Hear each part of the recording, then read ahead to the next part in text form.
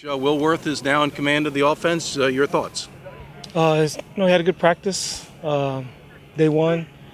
I mean, he didn't do anything worse or better than he has been. Will's been solid the whole camp.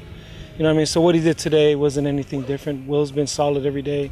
Comes to work every day, knows his plays, works hard, operates on the offense. So that he had a good practice, but he did what he was supposed to.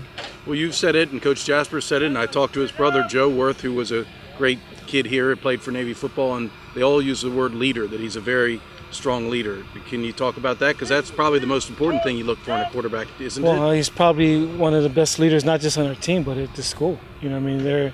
He and his brother have been great leaders, well respected in the hall. But quarterback is definitely, like you said, about leadership, being able to lead the team.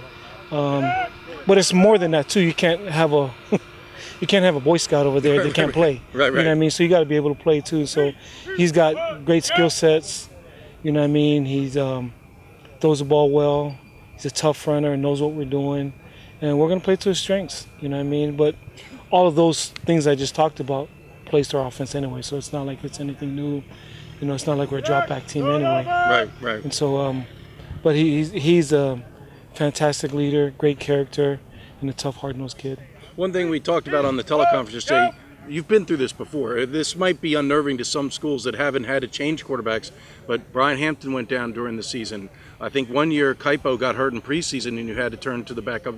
You've done this before. Does that give you confidence that this will be a seamless transition? Well, more importantly than me, the guy coaching him has done it before. He's, Ivan, like I've said many times, is best in the business. He knows what he's doing. He knows how to craft and groom and develop guys for what we do. He's a master teacher. He knows this craft inside and out. He played the position, been coaching for many years. So I don't worry about it. I know he'll get Will ready and continue to develop the young guys also. So, like you said, we've been through it before, but more importantly, the guy coaching him has been through it many times. Bennett Mooring, did you feel like he acquitted himself well in his very first outing? I thought he kicked very well. Some of the kicks. He had the one kickoff out of bounds. I don't know if you were trying to do a directional kick. The wind. The wind was a tough deal, and so I think both kickers struggled with the wind. But it was a pretty windy day. But most importantly, he kicked well on the field goals and PAT, and I thought he did a really good job. Mm-hmm. And then the defense, you talked about getting off the field on third downs because you did put them in some, like you said, some tough third and long situations, and they converted. Now, some of that was you're playing dropping in coverage, and there's other factors to that. But moving ahead, Connecticut, they've always been a downhill running team. They're physical. What do you want to see out of your defense moving forward? Well, we got to stop the run. It's no secret they're going to run the ball. We're going to run the ball. We're both going to play pass. It's what we do is not very complicated. What they do is not very complicated. They're going to hit you in the mouth with the power. We're going to hit you in the mouth with option football, and we just play. But they're very detailed in what they do. I think and I love what they do because it's similar to what we do. We don't try to trick people either. We line up, here's what we do, and we go, and they kind of do the same thing. But their guys are well coached and everything. A couple other guys came out of the game on Saturday. Obviously on the first play of the game, Ryan Harris delivered a big blow and may have knocked himself out a little bit. What's his prognosis? We don't know. We just go through the protocol. Yeah, concussion protocol, and whenever the doctors tell you that he's back, he's back. So I don't ever get involved. When they tell me he's ready to go, then he's good to go. Elijah Merchant, the corner, had to come out. Yeah, he'll be fine. He cramped up a little bit. A couple guys cramp up, but he'll be fine.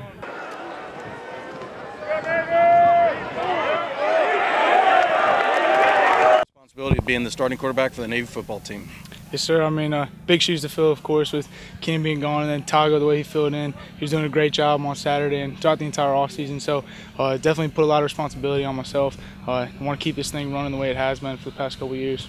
Well, I was talking to your brother today and asking him a little about you, and one thing that he pointed out is that the culture of Navy football has always been next man up. And he said that over the years, if a guy got injured, before the coaching staff could get out there or before the training staff, medical, the next guy was running on the field ready to go. Is that kind of the mentality you've always had? Yes, sir, definitely. Like you said, it's always been next man up. So for people to continue to be ready at all times. Just like that, things can happen, and we saw it on Saturday.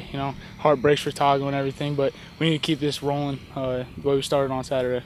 Well, I was talking to Coach Jasper, and he said that you were, this is tearing you up, and that he kind of feels like you want to go out there and play well, for your fallen brother. Would that be accurate? Of course. I mean, it's been 4 years. Spend all your time with someone, all our brothers on the football team and everything. We're with them every single day for hours at a time. So, it really does tear me up, because that could be any of us going through what he's going through. But like he said to us before, it'll really help him with the recovery process if we can go out and keep him in front. You talk to Tago? Has he tried to tell you anything? I've talked to him a couple times, and it's been pretty tough conversations for me to have with him. It definitely breaks my heart, but like I said, just got to keep grinding through it. Do you think you'll be reaching out to one Keenan Reynolds to for some advice? Definitely. Right. He covered everything so well for the past couple of years, so I'll definitely be looking for advice from him. But you're not Keenan Reynolds nor Tago Smith. You got to be Will Worth. I mean, you're a different type of quarterback. Can you talk about that? Yes, sir. I guess a little bit more physical, but just to make sure all of our quarterbacks need to know exactly what's going on, be prepared mentally for the game, because that's what the triple option is. So everyone prepares the same way mentally, so I could definitely pick up tidbits from Keenan and Tago and everyone behind him. Joe had said your parents had planned to go to every game this year just because it's the last go-around. You're the youngest of the family. Mm-hmm. Navy's due to play down in the Tampa area, South Florida. Did you ever imagine that come that game near your hometown, you might be the starting quarterback? It was always a dream, but now it's starting to look like it might be a reality. So we'll see what happens, but hopefully we'll be out on the field come October. And have you thought about the fact that the rest of the season, guys like Toneo Gulley and everyone else are counting on you to, like you said, keep this rolling, and you don't want a drop-off or losses to be attributed to the quarterback situation. Exactly. That's why I'm going to keep preparing. It's not me that slows us down at all. Confidence in this young man behind me, Will Worth. Definitely. We actually do, and he's been here. He's been in the program for 4 years now, and he's ready to step into that role.